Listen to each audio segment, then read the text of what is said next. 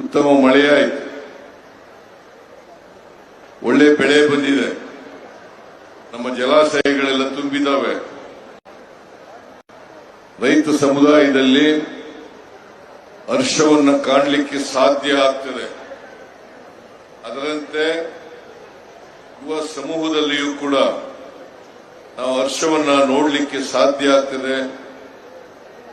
ಎಲ್ಲ ಯುವ ಸಮುದಾಯ ಹೊಸ ವರ್ಷವನ್ನ ಹರ್ಷದಿಂದ ಬರಮಾಡ್ಕೋಬೇಕು ಅಂತೇಳಿ ಎಲ್ಲ ಯುವ ಸಮೂಹದಲ್ಲಿ ಮನವಿಯನ್ನ ಮಾಡಲಿಕ್ಕೆ ಬಯಸ್ತಾ ಇದ್ದೇನೆ.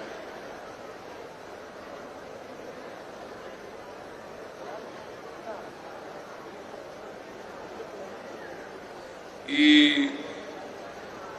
ಯುವ ಜನತೆ ಇದಾರಲ್ಲ, ನಮ್ಮ ದೇಶದಲ್ಲಿ ಸುಮಾರು 35% ಯುವ ಜನರೇ ಇದ್ದಾರೆ. 35%.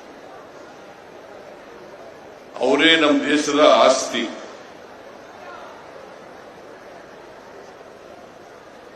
ಅವರು ನಿಮ್ಮ ದೇಶದ ಆಸ್ತಿ ಆಗ್ಬೇಕಾದ್ರೆ ಪ್ರತಿಯೊಬ್ಬ ಯುವಕ ಯುವತಿನೂ ಕೂಡ ಸಮಾಜಮುಖಿಯಾಗಿ ಬೆಳೆಯಬೇಕು.